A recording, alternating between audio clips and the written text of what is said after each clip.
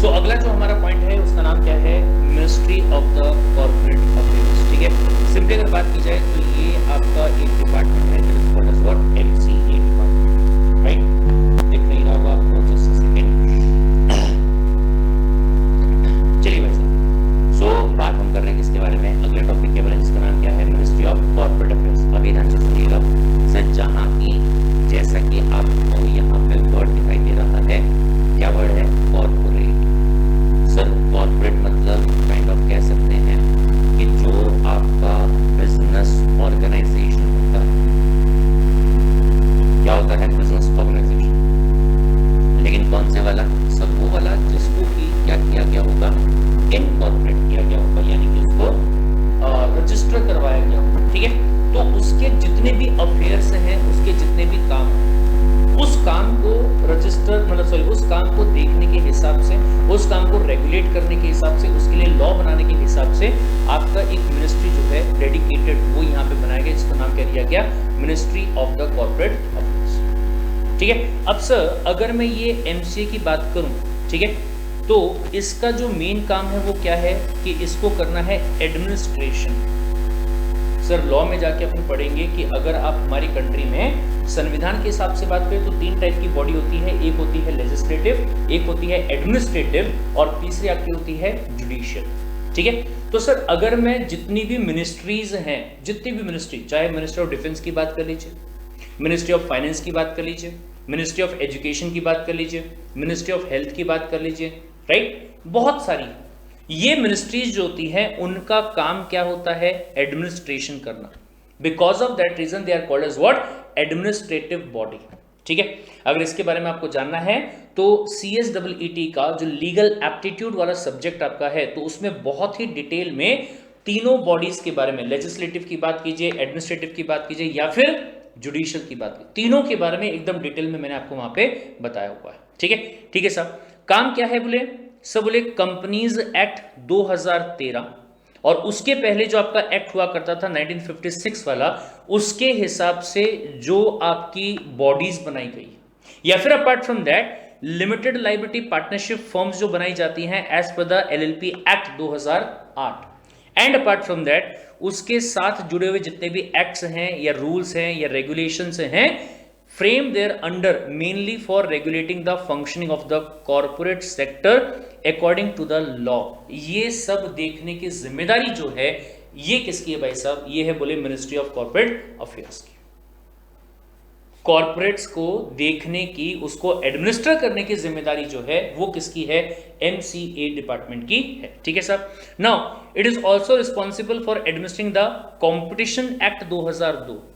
अब ये भी ध्यान रखिएगा, मतलब बहुत सिंपल सी बात है, बकायदा एक एक्ट जो है वो आपका दिया गया, जिसका नाम क्या दिया गया, कॉम्पिटिशन एक्ट 2002, जिसके हिसाब से ये कहा गया कि हमारी कंट्री के अंदर जितने भी लोग काम कर रहे हैं किसी पर्टिकुलर फील्ड के अंदर, जितने भी लोग बिजनेस कर रहे हैं, जितनी भी कंपनीज होंगी, ठीक है, तो उन कंपनीज को ये ध्यान रखना है कि उनके किसी भी हरकत की वजह से हमारी कंट्री में कंपटीशन जो होता है उसके ऊपर गलत इंपैक्ट नहीं पड़ना चाहिए।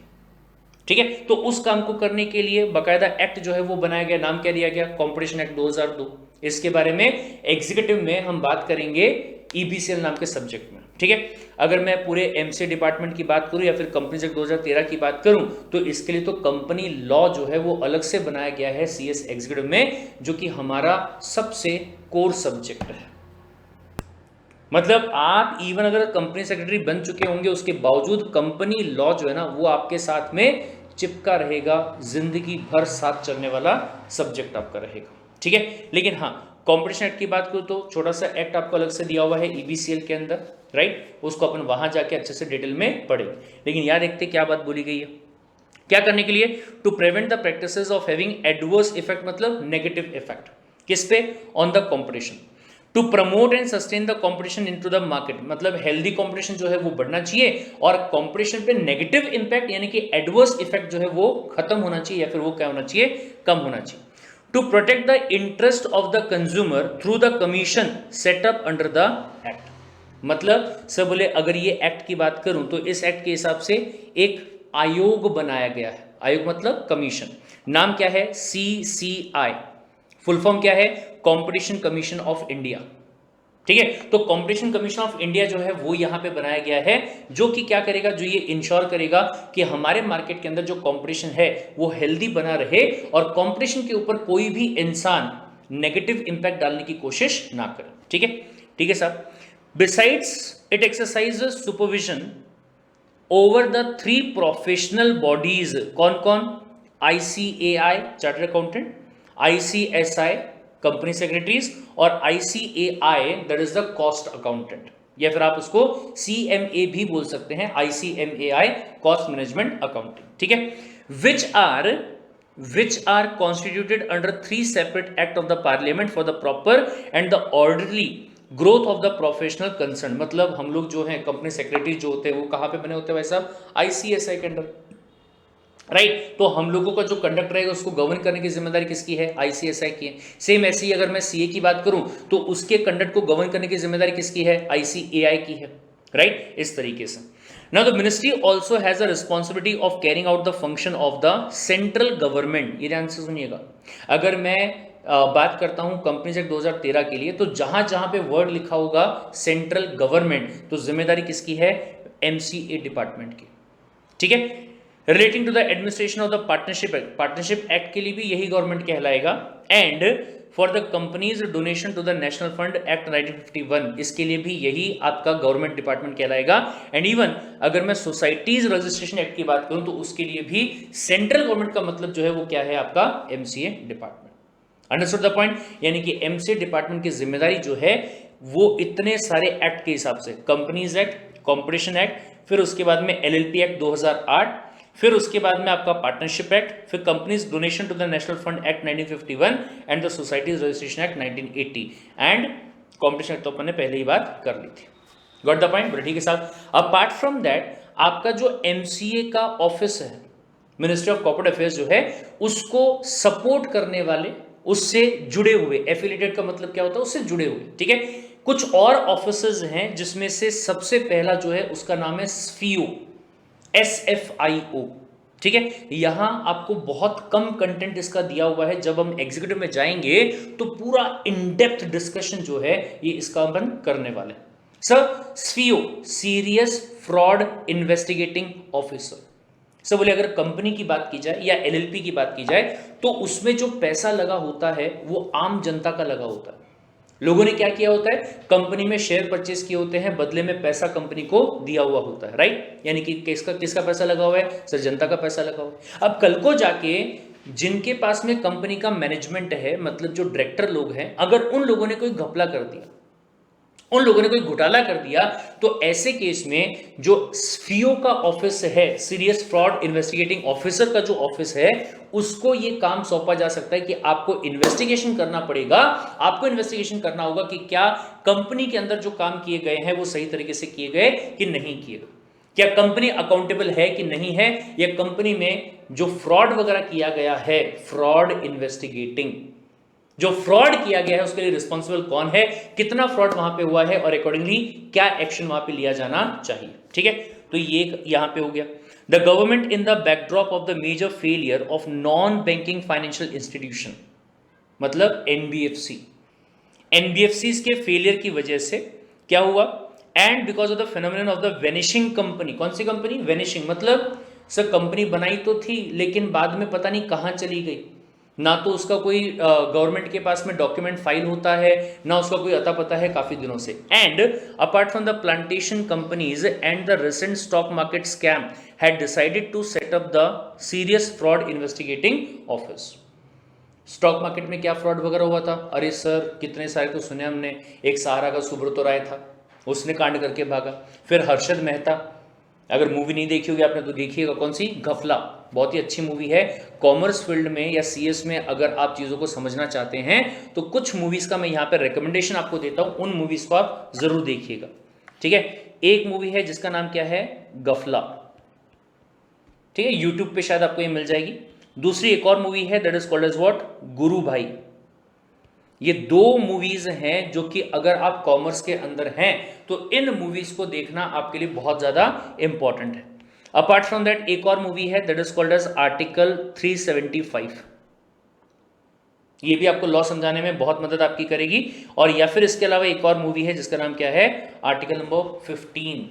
एंड इसके अलावा एक और मूवी जिसका नाम है जॉली LLB, जिसमें 1 और 2 ये दोनों मूवीज, ठीक है। अगर ये मूवीज को आप देखते हैं ना तो लॉ जो चीज है उसके बारे में बहुत सारे कंसेप्ट्स आपके क्या हो जाएंगे, क्लियर हो जाएंगे, जिसमें समझ में आएगा कि एक्चुअल में मार्केट में काम किस तरीके से होता है, कैसे कोई भी घपला किया जाता है या कैसे आपका लॉ जो है वो वर्क करता है। अगर मैं घपला की बात करूं या फिर गुरु भाई की बात करूं, ये लॉ से ज्यादा आपको क्या सिखाएगा, मार्केट सिखाएगा। मार्केट में कैसा पैसा रेज किया जाता है, ठीक है, कैसे उसमें फ्रॉड किया जाता है, कैसे अकाउंटेबिलिटी मेंटेन हो सकती है या फिर कैसे ट्रांसपेरेंसी मेंटेन हो सकती है, वो सारी बातें आपको जो सीखने को मिलेगी वो यहाँ पे मिलेगी, राइट। लेकिन अगर आपको सीखना है लॉ के बारे में तो ये 3 मूवीज जो है ये मैं आपको सिंपली क्या करता हूँ, रेकमेंड करता हूँ। गॉट इट, ठीक है सब। नाउ ये वाली चीज हो गई। तो अगर बोले यहाँ पे मैं स्फियो की बात करूं तो ये क्या है, सो ये एक ऐसा ऑर्गेनाइजेशन है जो कि मल्टी डिसिप्लिनरी है, एक्शन जो है वो यहां पे ले सकता है, क्या करने का, to investigate the corporate fraud. The organisation has been established and it has started functioning since 1 October 2003 से, राइट। तो स्फियो कब से आपका ऑपरेट कर रहा है इसके बारे में आपको पता होना चाहिए, एग्जाम में क्वेश्चन उसके ऊपर आ सकता है। फिर उसके बाद में सेकंड वाला कौन सा है, कॉम्पिटिशन कमीशन ऑफ इंडिया।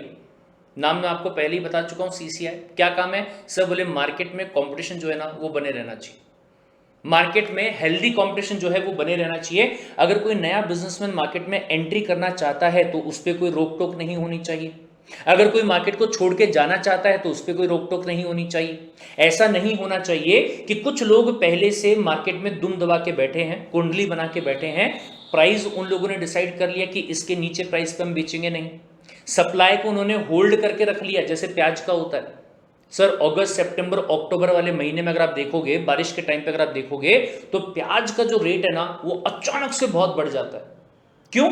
अरे सर बोले लोग क्या करते हैं, लोग उसको गोडाउन में स्टोर करके रखते हैं, जिसकी वजह से बारिश के टाइम पे मार्केट में प्याज की सप्लाई जो है वो कम हो जाती है और अकॉर्डिंगली डिमांड क्या रहती है, ज्यादा रहती है। अब डिमांड ज्यादा है, सप्लाई कम है, तो प्राइस क्या होगा भाई साहब, प्राइस तो बढ़ जाएगा, डाउट ही नहीं उस चीज में कोई, ठीक है। तो वही कांड यहाँ पे भी होगा।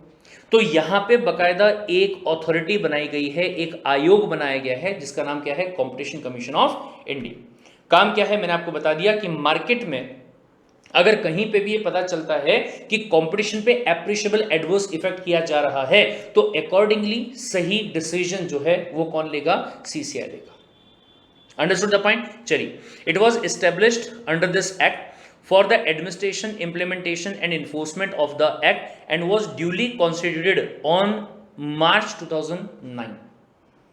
डेट ध्यान रखिएगा, यहां अगर मैं CSWT की बात करूं तो ये सवाल ज्यादा इंपॉर्टेंट नहीं है कि कौन से चीज के लिए लाया गया, इंपॉर्टेंट क्या है, कब आया, ठीक है, कौन से एक्ट के हिसाब से।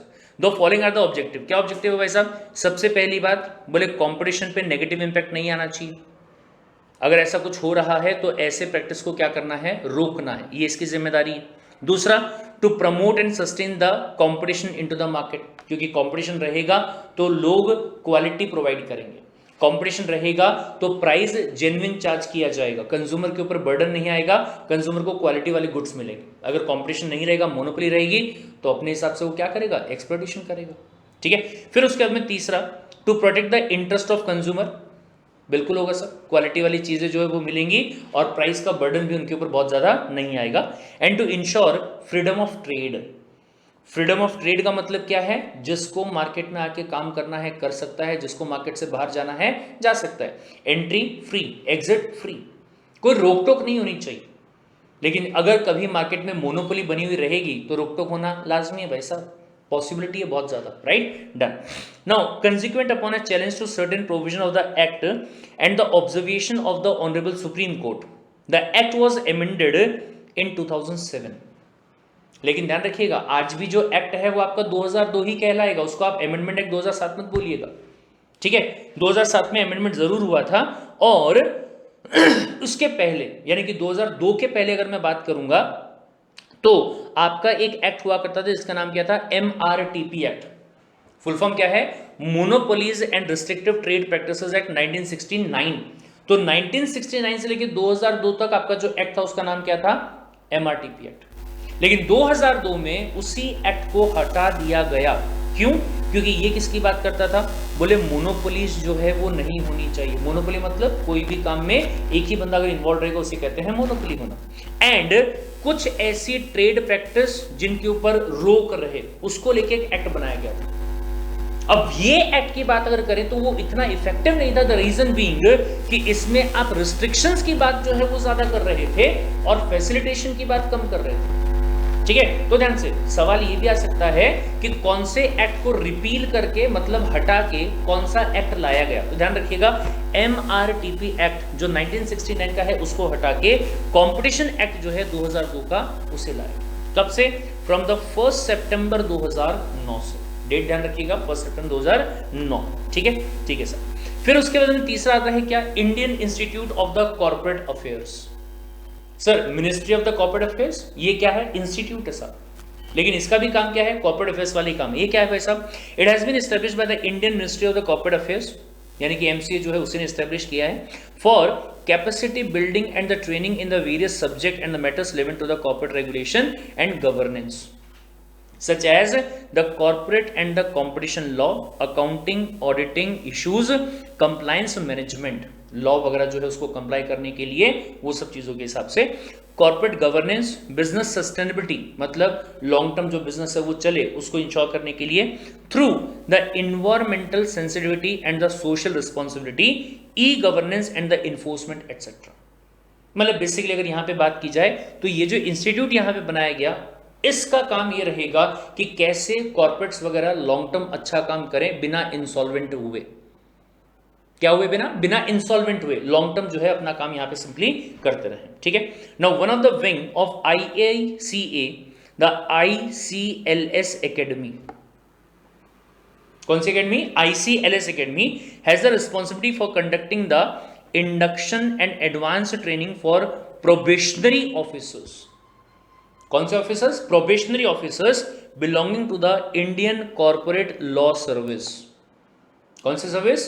कॉर्पोरेट लॉज का जो सर्विस है उससे जुड़े हुए। ठीक है, उसके लिए प्रोबेशनर ऑफिसर जो है उनको ट्रेन करना और उनका इंडक्शन प्रोग्राम मतलब कॉर्पोरेट के जो कंपनीज वगैरह हैं उनका अगर कोई प्रॉब्लम होता है तो कैसे उसमें डील किया जाए उसके लिए। ठीक है, recruited through the common exam of the civil services examination conducted by the UPSC। मतलब जैसे IAS वगैरह होते हैं वैसा इनको एग्जाम जो है वो यहाँ पे देना पड़ेगा। Understood the point? Done. Now the institute has been designed with an eye on the future to provide a platform for dialogue, interaction and the partnership between the government वगैरह वगैरह वगैरह, ताकि अच्छे तरीके के प्रोफेशनल जो है उनको बढ़ाया जाए और हमारे जो कॉर्पोरेट्स वगैरह हैं वो अच्छा काम आप आगे चल के करें ताकि लोगों का पैसा जो है वो यहाँ पे बर्बाद ना हो। उस बात को क्या करने के लिए? उस बात को इंश्योर करने के लिए। Understood the point? तो बहुत ध्यान से देखिएगा भाई साहब, यहाँ पे सिंपल तरीके से क्या बोला गया कि sir there is a department that is called as MCA, ministry of corporate affairs. अगर इसकी बात की जाए तो सर 4-5 एक्ट आपके हैं, जिसमें से एक आपका है कंपनीज एक्ट जो 2013 का है। इवन कुछ मैटर्स के लिए कंपनीज एक्ट 1956 वाला है। उसके हिसाब से जो भी आपके कॉर्पोरेट मैटर्स आते होंगे वो सारे के सारे एडमिनिस्टर कौन करेगा? MC department. ठीक है, apart from that there is something which is called as what? Competition act. Competition act जो कि 2002 का है, या फिर LLP एक्ट 2008 का है। अब LLP के हिसाब से अगर आप बात करोगे तो इसमें सिर्फ और सिर्फ क्या आता है? LLP, limited liability partnership. अगर मैं कंपनीज एक्ट के हिसाब से बात करूं इसमें क्या आते हैं? सब बोले इसमें कंपनी आती है। ठीक है, तो कंपनी का जो काम रहेगा उसको एडमिनिस्टर करने की जिम्मेदारी किसकी? MC डिपार्टमेंट की, राइट। लेकिन चाहे आप LLP की बात करो, चाहे आप कंपनी की बात करो, या फिर किसी भी टाइप के बिजनेस हाउस की बात करो, ये क्या कर सकते हैं? कंपटीशन को लेके प्रॉब्लम जो है वो क्रिएट कर सकते हैं, और या फिर इनको खुद को प्रॉब्लम हो सकती है, तो ऐसे केस में उसका रिजॉल्व करने की जिम्मेदारी जो है वो भी इस एक्ट के हिसाब से किसके पास में है? CCI के पास, that is what? Competition commission of India. ठीक है, तो नाम वगैरह जो है वो सारे के सारे आप ध्यान से समझेंगे, उसको याद रखेंगे, और मैं कहूंगा कि अलग से उसका नोट जो है वो बना के आप रख लीजिए। Got it? चलिए इसके आगे बढ़ते हैं, बात करते हैं अगले डिपार्टमेंट के बारे में। अगला जो डिपार्टमेंट आपका है, अगला जो बॉडी आपका यहाँ पे है, बहुत मतलब बहुत ही ज्यादा इंपॉर्टेंट बॉडी, नाम क्या है? Securities exchange board of India. अगर शॉर्ट में नाम दिया जाए तो आप इसको क्या बुला सकते हैं? SEBI। राइट सर, एक एक्ट बनाया गया था जिसका नाम दिया गया था सेबीज एक्ट 1992। हालांकि 1991 में ये एक्ट जो है वो आपका आया था, बट सेबीज एक्ट 1992 या फिर कभी कभी 1991 जो है वो भी इसको बोला जा सकता है। सर आज के टाइम पे अगर आप बात करेंगे तो आपको अच्छे से पता है there is something called as Bombay stock exchange, there is something called as national stock exchange. ठीक है सर, ये क्या है? ये मार्केट है सर। क्या मिलता है यहाँ पे? सर अलग अलग कंपनीज के शेयर्स मिलते हैं यहाँ पे। तो जो मैंने आपके मूवी का नाम बताया, कौन सी? गफला, वो मूवी को अगर आप देखेंगे तो सर आपको ये समझ में आएगा कि शेयर मार्केट के अंदर काफी सारे प्रॉब्लम्स जो है वो क्रिएट हो सकते हैं, काफी सारे फ्रॉड जो है वो किए जा सकते हैं। एक सबसे बड़ा फ्रॉड जो है वो मैं आपको बताता हूं कि मान लीजिए देयर इज अ कंपनी जिसका नाम क्या है? ए लिमिटेड। ठीक है, अब इस कंपनी को कुल मिला के 500 करोड़ रुपए चाहिए। कितना पैसा चाहिए? 500 करोड़ रुपए, राइट। लेकिन कंपनी ने जस्ट अभी अभी काम करना शुरू किया है, बहुत अच्छे कोई प्रोजेक्ट वगैरह नहीं है कंपनी के पास में, लेकिन 500 करोड़ रुपए अगर चाहिए कंपनी को, तो कंपनी ने क्या सोचा कि चलो बोले हम ना जनता को शेयर्स इश्यू करेंगे through initial public offer called as what? IPO, right. और उनसे हम पैसा ले लेंगे, बदले में शेयर्स दे देंगे। अब ऐसा, एक मिनट बात ध्यान से सुनिए, अगर जो कंपनी है उसका नाम रिलायंस होता है, अगर कंपनी का नाम मारुति होता है, अगर कंपनी का नाम स्टेट बैंक ऑफ इंडिया होता है, तो लोग उस कंपनी के शेयर्स को परचेज करना पसंद करेंगे। Why? Because they know about the company, company के बारे में उनको पता है कि सर अच्छी कंपनी है, गुडविल अच्छा है, नाम अच्छा है, हम शेयर्स ले लेंगे। लेकिन ए लिमिटेड, क्या कभी आपने नाम सुना है? क्या उसके प्रॉफिट एंड लॉस के बारे में आपको पता है? क्या नहीं पता। तो ऐसे केस में कहा गया है कि अगर आप जनता को शेयर्स देना चाहते हैं तो आपको प्रोस्पेक्टस नाम का डॉक्यूमेंट जो है वो इशू करना पड़ेगा। क्या इशू करना पड़ेगा? प्रोस्पेक्टस नाम का जो डॉक्यूमेंट है वो इशू करना पड़ेगा, जिसमें आप आम जनता को सारी बात बताएंगे कि आपकी कंपनी में प्रॉफिट कितना है, पिछले कितने साल में कितना प्रॉफिट आया, अगर लॉस हुआ था तो क्यों हुआ था, कितना हुआ था, उसके बावजूद अगर आपने अपने एग्जिस्टिंग शेयर होल्डर्स को डिविडेंड दिया था कि नहीं दिया था, अगर दिया था तो कितना दिया था, अगर नहीं दिया तो क्यों नहीं दिया। सारी की सारी बातें जो है ना वो आपके प्रोस्पेक्टस में लिखी होनी चाहिए।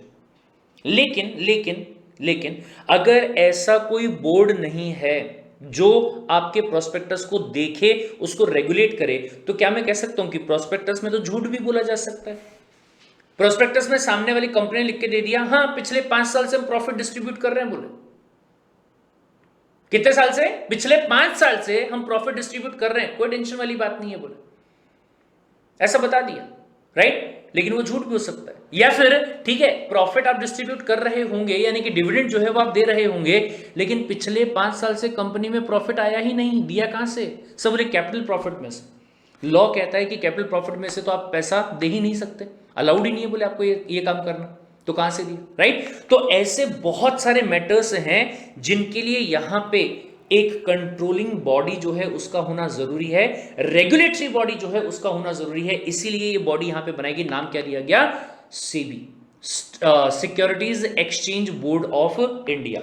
सर जहां पे सिक्योरिटीज का एक्सचेंज किया जाता है उसको रेगुलेट करने के लिए जो बोर्ड यहां पे बनाया गया है उसको नाम क्या दिया गया है? सेबी। ठीक है, अगर इसकी बात की जाए तो ये एक स्टैट्यूटरी रेगुलेटरी बॉडी है। स्टैट्यूटरी मतलब बाकायदा एक्ट के हिसाब से बनाई गई। रेगुलेटरी मतलब सिक्योरिटीज मार्केट को ये रेगुलेट करने का काम करती है। ठीक है, डन। ठीक है साहब, interested with the responsibility to regulate the Indian capital market also called as stock market. मैंने आपको पहले भी बताया था एक चैप्टर के अंदर जहां पे अपने मनी मार्केट की बात की थी और कैपिटल मार्केट की बात की थी। ठीक है, तो स्टॉक मार्केट आपका जो है उसको क्या करती है? रेगुलेट करती है। ठीक है साहब, now it monitors and regulates the security market and protect the interest of investors. Investors का जो इंटरेस्ट है उसको प्रोटेक्ट करती है by enforcing certain rules and regulations. आगे चल के आपको एक सब्जेक्ट आएगा एग्जीक्यूटिव में, सेकंड ग्रुप पे, नाम दिया गया है SLCM, securities laws and the capital market. ठीक है, उसमें बकायदा आपको देखने को मिलेगा सर अगर सिक्योरिटीज को बायबैक करना है रेगुलेशन, अगर सिक्योरिटीज को इशू करना है तो ICDR रेगुलेशन, अगर सिक्योरिटीज को आप स्टॉक एक्सचेंज पे रजिस्टर करवाना चाहते हैं, लिस्ट करवाना चाहते हैं तो LODR रेगुलेशन। अलग अलग रेगुलेशन आपको दिए गए हैं जो कि सेबी के बनाए हुए हैं और उनको फॉलो करना पड़ेगा सारी की सारी चीजें करने के लिए। Got the point? ठीक है साहब, now SEBI was found on 12th April 1992। Date ध्यान रखिएगा, एक मार्च में था, एक सितंबर में था और एक कब है, ये आपका अप्रैल में है। ठीक है, ईयर भी ध्यान रखिएगा, right. 1992 under the SEBI act 1992 headquarter कहां पे है, मुंबई में है। सेबी का हेडक्वार्टर कहां पे है, मुंबई में है। रीजनल ऑफिस जो है वो दिल्ली में है, चेन्नई में है, कोलकाता में है और अहमदाबाद, 4 रीजनल ऑफिस यहां पे। ठीक है, along with other local regional offices across the prominent cities in the India, मतलब बाकी जो शहर है वहां पे भी इसके ऑफिस जो है वो आपके मिल जाएंगे। बट 4 चीजें ध्यान रखिएगा, 5 चीजें सॉरी। पहला, हेडक्वार्टर कहां पे है, मुंबई में। फिर 4 अलग अलग रीजन्स, नॉर्थ, ईस्ट, साउथ और वेस्ट।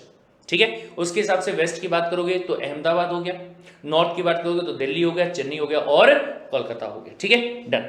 ऑब्जेक्टिव क्या है, पहले ही बात कर चुके भाई साहब कि कैपिटल मार्केट जो है वो अच्छे तरीके से काम करे, इन्वेस्टर्स का पैसा जो है वो डूबे ना।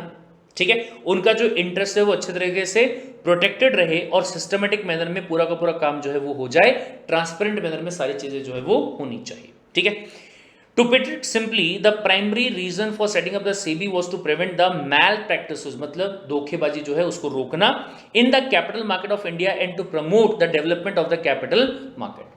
ठीक है, the preamble of the SEBI describes the basic function. Preamble मतलब जो स्टार्टिंग पार्ट होता है, जो प्रस्तावना रहती है, उसमें क्या लिखा हुआ है, describe the basic function of SEBI as to protect the interest of investors in the securities and to promote the development of and to regulate the security market and for matters connected therewith और इncidental thereto।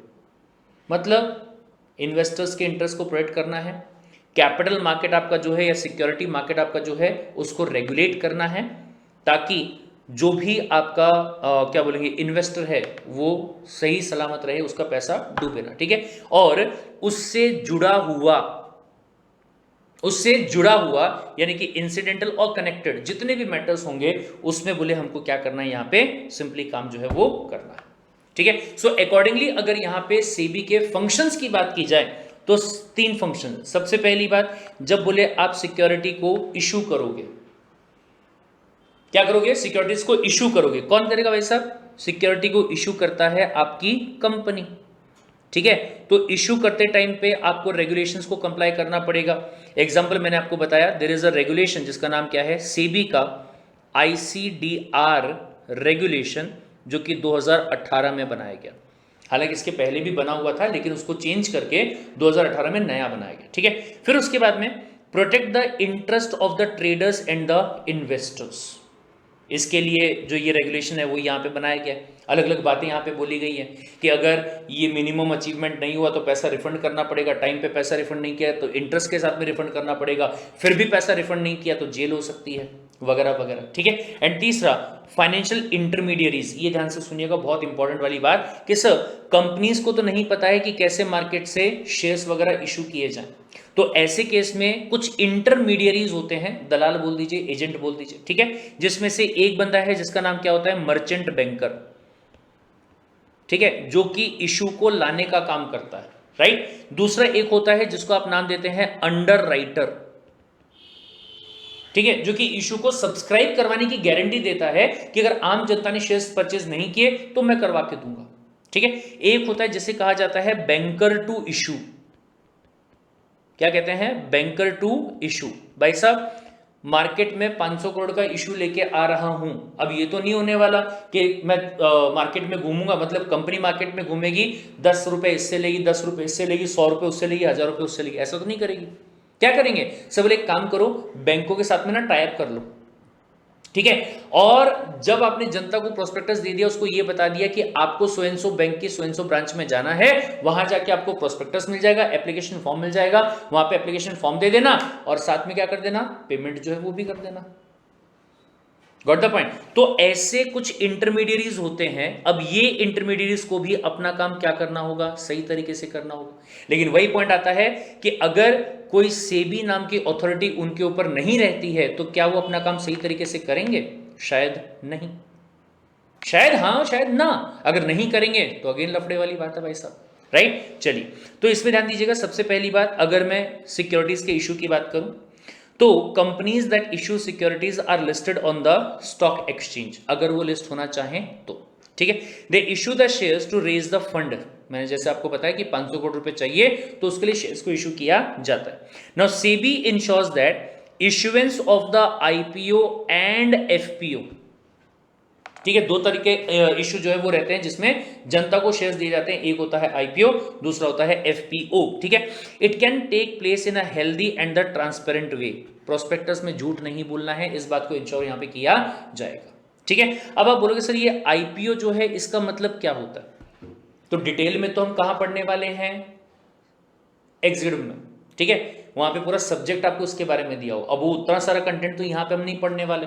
ठीक है, लेकिन फिर भी मैं आपको बता दूं कि जब आपके शेयर्स पहली बार इशू किए जाते हैं तो वो होते हैं थ्रू आईपीओ, राइट। लेकिन वही वाले शेयर्स को, यानी कि जैसे मान लीजिए इसके पहले पहली बार इक्विटी शेयर्स को इशू किए गए थे, ठीक है, और पहली बार में 100 इक्विटी शेयर्स को इशू किए गए, तो इसे क्या कहा जाएगा, आईपीओ। लेकिन उसी क्लास के फर्दर शेयर्स, मान लो 200 न्यू शेयर्स, ठीक है, 200 नए इक्विटी शेयर्स अगर यहां पे इशू किए जाते हैं तो उसे कहा जाएगा क्या, एफपीओ। मतलब उसी क्लास के शेयर्स जब फिर से इशू किए जाते हैं आम जनता को तो उसे कहा जाता है एफपीओ के द्वारा शेयर्स का इशू करना।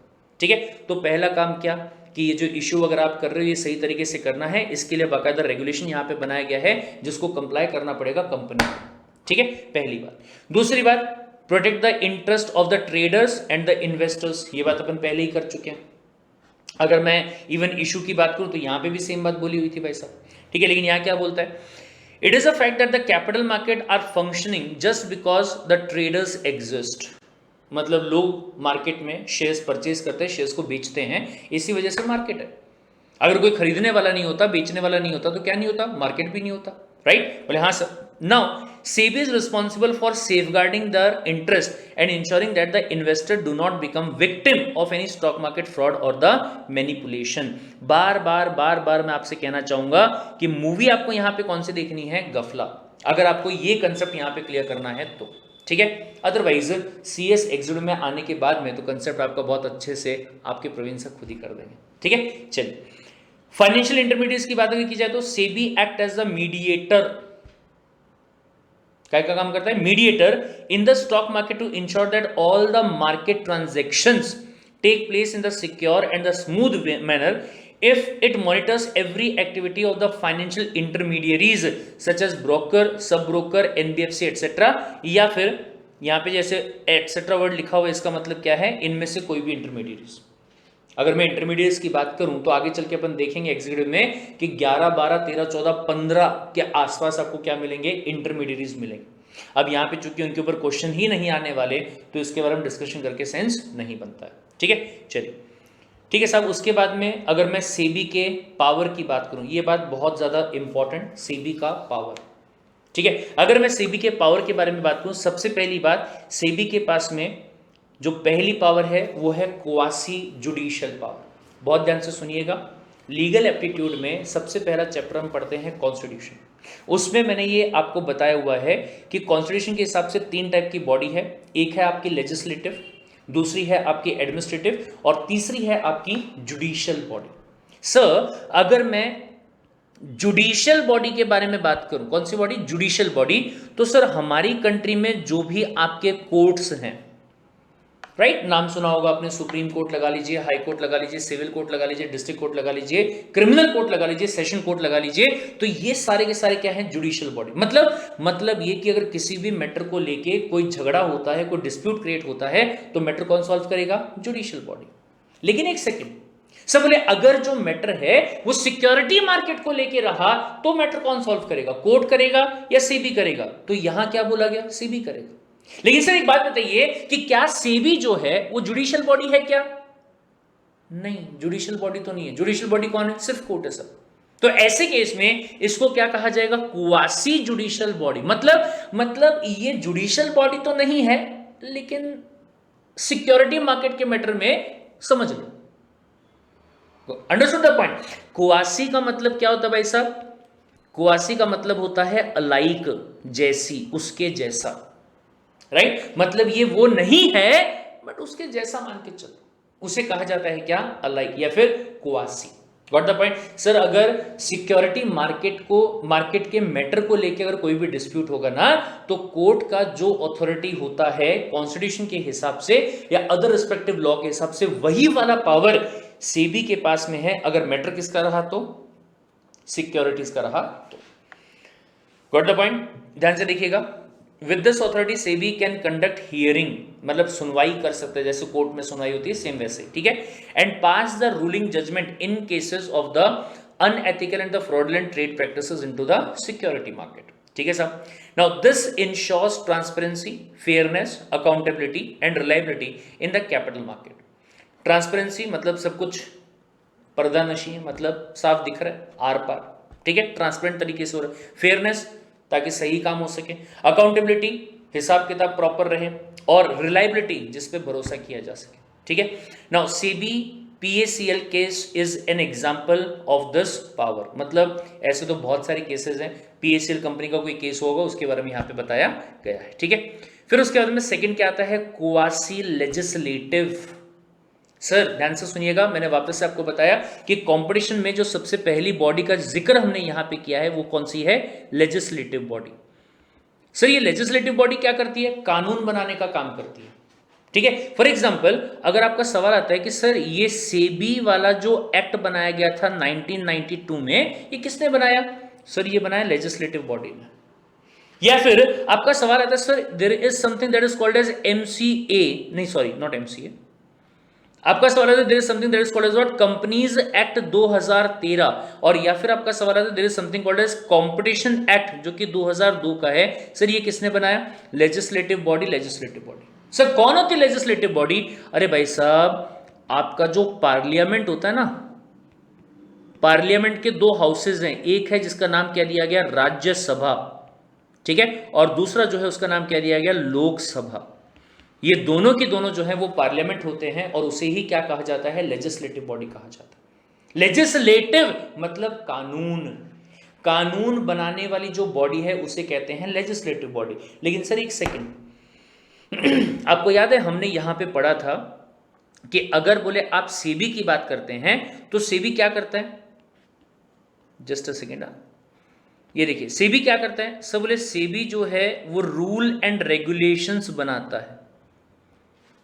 क्या बनाता है, रूल्स एंड रेगुलेशंस बनाता है। फॉर एग्जांपल मैंने आपको बताया ICDR regulation, issue of capital and disclosure requirement regulation, जो कि 2018 किसने बनाया, सेबी ने बनाया। सर सेबी ने कानून बनाया, बोले हाँ सर, बाकायदा यहाँ पे अथॉरिटी दी गई है सेबी को कि अगर सिक्योरिटी मार्केट से जुड़ा हुआ कोई कानून बनाना होगा तो उसको बनाने की अथॉरिटी जो है वो आपके पास। ध्यान से सुनिएगा, इंपॉर्टेंट वाली बात। सो बोले कंपनीज एक्ट बनाना मैं बना लूं क्या, नहीं नहीं नहीं नहीं, वो तुम नहीं बना सकते, लेकिन सिक्योरिटी मार्केट से जुड़ा हुआ अगर कोई लॉ होगा ना, उसको बनाने की जिम्मेदारी जो है वो तुमको दे दी, किसको, सेबी को। बिकॉज ऑफ दैट रीजन हम कह सकते हैं कि अलाइक, मतलब एग्जैक्टली अगर आप बात करोगे तो आपको लॉ बनाने की अथॉरिटी नहीं है, लेकिन सिक्योरिटी मार्केट के लिए आप लॉ बना सकते हो, तो kind of we can say कि आपके पास में लेजिस्लेटिव पावर जो है ना वो भी आपको दे दिया, ठीक है। अभी ध्यान से सुनिएगा, सो बोले power under this segment allows SEBI to draft the rule and regulations for the protection of the interest of investors, right. On such regulation, one such regulation is SEBI LODR, listing obligation and disclosure requirement.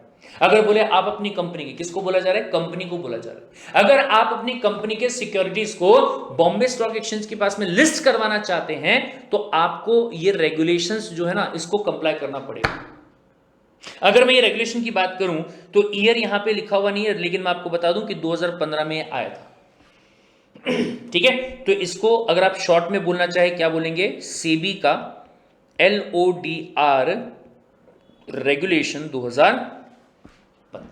Understood the point, ठीक है साहब। Now it aims at consolidating and streamlining the provisions of the existing listing agreement of several segment of the financial market like the equity shares। मतलब वही listing अगर आपको करवानी है उसके लिए आपको ये कंडीशंस जो हैं, ये रिक्वायरमेंट जो है उसको क्या करना पड़ेगा, कंप्लाई करना पड़ेगा। ध्यान से देखिए क्या बोलता है, लिस्टिंग करवाने के लिए कुछ चीजों को ऑब्लाइज करना पड़ेगा, कंप्लाई करना पड़ेगा, एंड कभी कभार आपको बोला जा सकता है कि डिस्क्लोजर भी करना पड़ेगा। मतलब अगर आपकी कंपनी के अंदर बोर्ड मीटिंग होती है, चलो बता दो, अगर तुम्हारी कंपनी में फाइनेंशियल्स जो भी काम हुए होंगे क्वार्टरली बेसिस पे, हाफ ईयरली बेसिस पे, एनुअल बेसिस पे, वो बताने के लिए भी आपको बोला जा सकता है। Got the point? डन, ठीक है साहब। Now this type of regulation formulated by SEBI aims to keep any malpractices and fraudulent trading activities at the bay मतलब मार्केट के अंदर। Got it? डन। और फिर आता है आपका कौन सा? Quasi executive. सर, बीच वाली बॉडी जो एडमिनिस्ट्रेटिव वाली है, जो मिनिस्ट्री के पास में काम था, मिनिस्ट्री ऑफ कॉर्पोरेट अफेयर्स के पास, याद आया? लेकिन सर एक सेकेंड, आपने तो सेबी के सामने कोई मिनिस्ट्री ऑफ सिक्योरिटी मार्केट ऐसा कुछ नाम आपने दिया ही नहीं। ऐसा कुछ बोला कि आपने सेबी के बारे में? नहीं सर, ऐसा तो कुछ नहीं बोला। लेकिन ध्यान दीजिएगा, माना कि आपका सेबी जो है वो क्या नहीं है? मिनिस्ट्री नहीं है, राइट? इसी वजह से माना कि ये आपकी एक एग्जीक्यूटिव बॉडी नहीं है। एग्जीक्यूटिव मतलब एडमिनिस्ट्रेटिव बॉडी, ठीक है? बट उसके बावजूद जो लॉ बनाया हुआ है उसको इंप्लीमेंट करवाने का, उसके हिसाब से एग्जीक्यूशन करवाने का जो काम है ना, वो कौन कर सकता है? वो आपका सेबी कर सकता है। Got the point? SEBI is authorized to file a case against anyone who violates its rule and regulations. उसके अगेंस्ट में क्या ले सकता है? अगेंस्ट में एक्शन जो है वो ले सकता है। Now it is empowered to inspect the account book and other documents as well as if it find traces of any suspicious activity. तो ये सारे काम जो है वो भी यहाँ पे बाय द सेबी किया जा सकता है। मतलब भाई साहब सीधी सीधी बात, अगर पावर की बात की जाए तो जो कॉन्स्टिट्यूशन के हिसाब से लेजिस्लेटिव पावर है, एग्जीक्यूटिव पावर है और जुडिशियल पावर है, ठीक है? वो सारी की सारी power for the purpose of security market and for the purpose of securing और protecting the interest of investors इसके पास में है। Understood the point?